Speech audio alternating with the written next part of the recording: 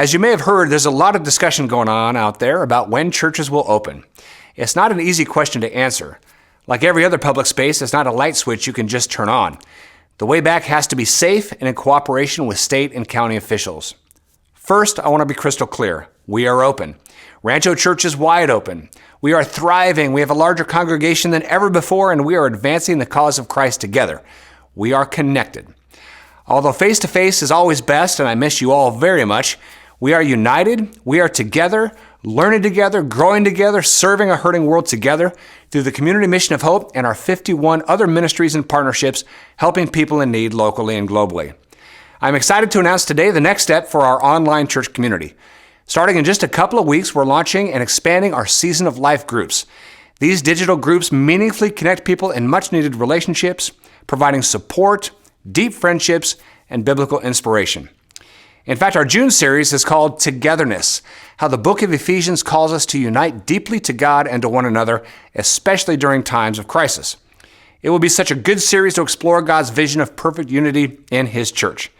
So Rancho is wide open online. But what about live, on-site? That's what people want to know.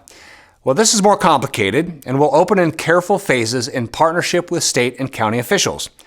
Phase 1, we're going to call the cafe. Just imagine a cafe setup, tables throughout the auditorium, each 6 feet apart. It'll be a 100% no-touch experience.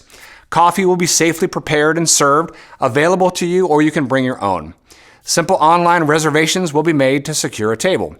You'll sit together in your stay-at-home clusters and no crossing of clusters. All entry doors will be wide open always, so no touching of door handles. Even our restrooms are designed so that the doors can remain open while still ensuring complete privacy. Do not attend if you have any symptoms. Masks will be optional. There will be no nursery, children's, youth, or adult classes. We are not encouraging people to attend, but if you'd like to, the doors will be open, and you will be fully welcome to experience our online church as an on-site audience, fully participating in the life of the worship service. We do not want people in high-risk categories to attend. The risk is simply not worth it. The cafe could be open as soon as May 31st, and I'll keep you posted. Phase 2, we're going to call the conference. So imagine a conference setting. As distancing rules relax, we'll set up chairs in the auditorium like normal, just further apart. It'll begin to feel more like a normal worship service. Still a no-touch environment, no doors. It will feel like attending a conference, experiencing the life of the worship service, seated in chairs, but maybe with 2 or 3 chair distance between stay-at-home clusters. Still, there will be no nursery, children's, youth, or adult classes, but we'll be able to get more people experiencing live worship in the auditorium safely. This could happen over the summer, and again, we'll stay in touch. Phase 3 is what we can just call normal church. Not new normal, but true normal. Normal hugs and kisses type stuff, or maybe not kisses, but hugs and contact and just enjoying each other. This is normal kids playing, youth hanging out, adults congregating. This is normal sitting in chairs without feeling like the family next to you might be diseased. This is normal courtyard connecting closely and comfortably. This is normal invite your friends without any reservations whatsoever. To be clear, this will likely happen when America is vaccinated against the coronavirus. We are really looking forward to that day. It might be a while, but that day is coming. 2 final things real quick. First, I want to once again thank our frontline healthcare workers and medical science and research community.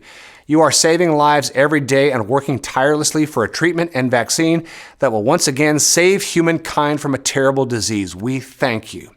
Secondly, we are not going to rebel against the state and county guidelines, and we're not going to be accusatory towards politicians and policymakers who are trying every day to save lives in an extraordinarily complex and no-win situation. So to politicians and policymakers of all political persuasions, you have our support, you have our admiration, you have our deep gratitude. You are doing the best you can to balance freedom with safety, and we are not going to harass you or accuse you. We support you. We pray for you. We know you're listening to your constituencies, and you will make the best decisions you can, keeping life in America going while making every reasonable effort to keep us all safe. We know you're not trying to limit religious freedoms, and we know you value the faith communities. Some, unfortunately, have chosen to take advantage of this pandemic to make political statements or become political opportunists. This grieves me, especially in the Christian church, and I am so sorry. We will not do that. The church is alive and well and free in America, and we thank you for ensuring that in every season. So Rancho, we are open, we are thriving, we are growing, and we are excited about the church we get to be a part of every day, now and to come. We're looking forward to our phased reopening in partnership with state and county officials that will connect us once again face to face in the warmth of a community advancing the cause of Christ truly together. I look forward to seeing you Sunday.